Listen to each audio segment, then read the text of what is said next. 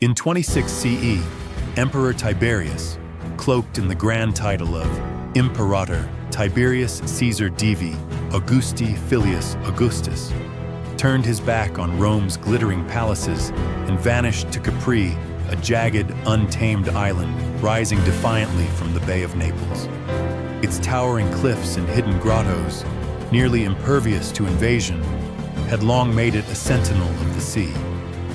Yet, under Tiberius, Capri transformed into something far darker, a clandestine fortress of imperial power, veiled from the prying eyes of Rome's Senate, its restless plebs, and its whispering elite.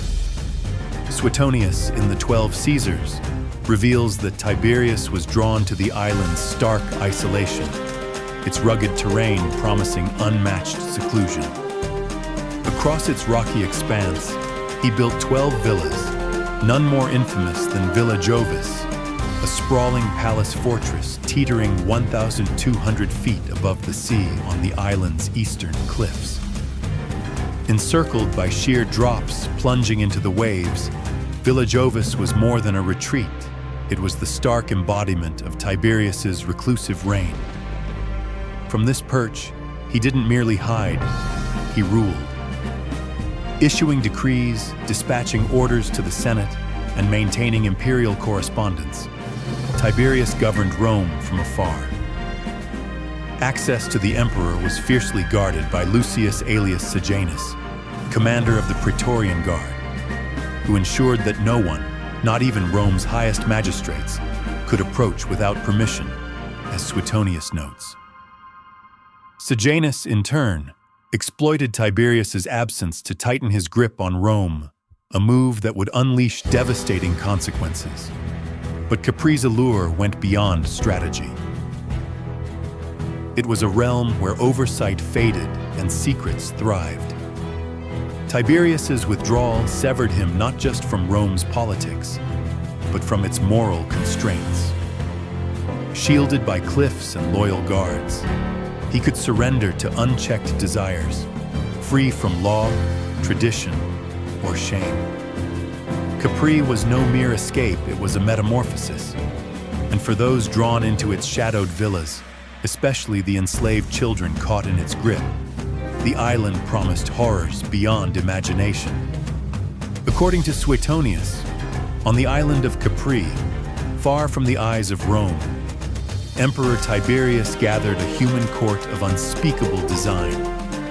A retinue of boys and girls, many still in their childhood, selected for their beauty, their youth, and above all, their helplessness.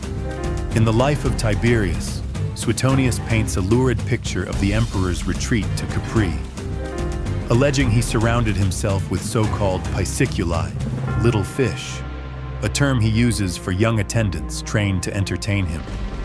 These claims, vivid and disturbing, appear only in Suetonius, whose biographies often blur the line between fact and moralistic gossip.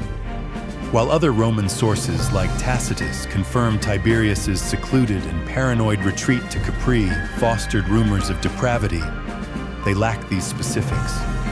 These children may have come from across the empire.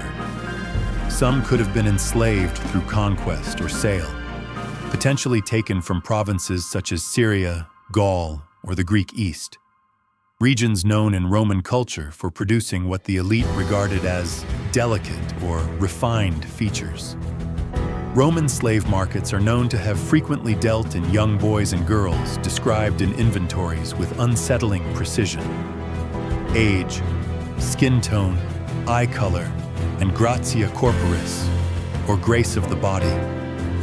Others may not have been enslaved, at least not legally. These could have included liberti or children of freedmen, potentially handed over as tokens of loyalty, or offered in hope of imperial favor. Roman society, particularly in the imperial period, allowed grotesque flexibility in the treatment of the powerless. Legality meant little on Capri. In such a scenario, once brought to the island, no child, slave, or freeborn may have retained the protection of law or lineage. Transport arrangements were likely handled with considerable discretion. It is plausible that vessels from the Classis Missinensis, the Roman fleet based at Messina, were occasionally utilized for discreet imperial errands between the mainland and Capri.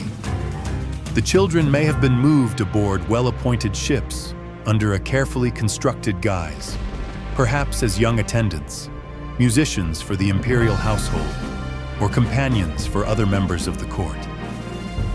Such terminology within the imperial circle could easily serve to obscure their true purpose. Upon their arrival on the island, they were probably housed in dedicated quarters among the emperor's sprawling villa complex. There, they would have received instruction not just in performance arts, but more critically in the strict codes of silence, absolute obedience, and the specific behaviors demanded by their unique station. To Tiberius, Capri was a sanctuary, but to these children, it was a prison without escape, where identity vanished and the sea swallowed every trace. In the life of Tiberius, Suetonius recounts troubling accusations against the emperor, suggesting that he orchestrated performances involving children in ways that blurred the line between ritual and cruelty. These young boys and girls, mockingly referred to by a term associated with provocative performers in Roman lore, were reportedly assigned symbolic roles in imperial spectacles. According to the sources, they were not celebrated as individuals, but reduced to instruments of display, their roles shaped by the emperor's command. Archaeological sites linked to Tiberius add a chilling backdrop. At Sperlonga, a coastal villa south of Rome, the Grotto of Tiberius reveals how imperial retreats combined enjoyment with theater. Inside its vast natural cavern, marble sculptures crafted by Rhodian artists depict scenes from Homer's Odyssey, including the blinding of Polyphemus and the theft of the Palladium. These mythological tableaus served more than decoration. They set the stage for banquets and performances in which guests dined before colossal figures of violence and survival. The grotto's water features and hidden alcoves hint at spaces engineered for both spectacle and secrecy. While no inscription ties children directly to Sperlonga, the site exemplifies how Tiberius used enclosed, theatrical environments to heighten the drama of his entertainments. Capri's coastline, dotted with sea caves and villas, amplified Tiberius's reputation for secrecy and excess. The Blue Grotto, Grotta Azzurra, though not definitively tied to him, fits the island's aura of myth and isolation. Statues of sea gods, Neptune, Tritons, and Nereids, found nearby suggest spaces where imperial power merged with theatrical ritual. Suetonius claims Tiberius staged disturbing games in his cliffside palaces. Whether these occurred in grottos remains uncertain, but the island's natural drama certainly enhanced his legend. The children were trained like performers, expected to dance, sing, or mimic mythical scenes. Yet beneath the guise of art, the reality was humiliation. Capri's isolation concealed these spectacles from public scrutiny, but the villas, the grottos, and the surviving sculptures still testify to the emperor's taste for turning myth into living theater, where the powerless, especially children, were reduced to actors in a performance that only one man could direct. Ancient writers describe how Tiberius kept strict control over his secluded world.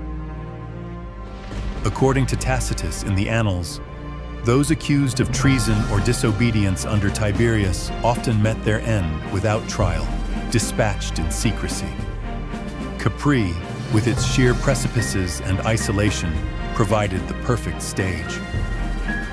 Suetonius recounts a grim image: condemned individuals hurled from the cliffs of Villa Jovis into the sea below, their bodies broken on the rocks and lost to the waves. Soldiers were stationed at the base to ensure no one survived. This practice became so notorious that locals referred to the spot as the Tiberian Leap. For the children and attendants confined on Capri, the threat of punishment was ever present. Failure to obey, resistance, or even the loss of imperial favor could result in disappearance.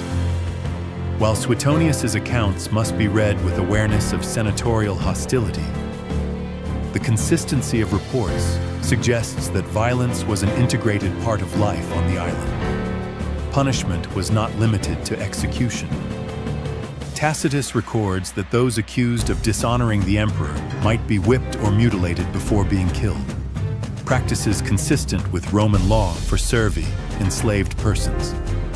Enslaved attendants who revealed secrets risked immediate death. Those who were suspected of betrayal faced torture. Even freeborn individuals were not protected. Charges of maestas, treason against the emperor's dignity, were expanded during Tiberius's reign, allowing him to condemn senators, knights, and commoners alike, sometimes with little evidence. Capri thus became a microcosm of Imperial Rome's darker realities. The grandeur of its villas concealed an underworld where obedience was absolute and mercy was absent. The same cliffs that offered the emperor sweeping views of the Tyrrhenian Sea also served as the empire's most secret gallows. For those who served Tiberius on Capri, life and death balanced on the emperor's will. Beauty, loyalty, or innocence could bring favor, but a single mistake could end with a silent fall into the sea, erased without trace. Another life lost beneath the shadow of the villa. Capri exposes how absolute power can warp an empire and break innocent lives. Tiberius turned an island paradise into a theater of secrecy, where beauty, fear, and death blurred. The echoes of that rule remind us that unchecked authority still threatens the vulnerable today. Which modern refuge of power might hide similar shadows? Comment below with your thoughts. A party of Marines were stationed below, Suetonius wrote, and when the bodies came hurtling down, they struck at them with oars and boat hooks to ensure that they did not survive.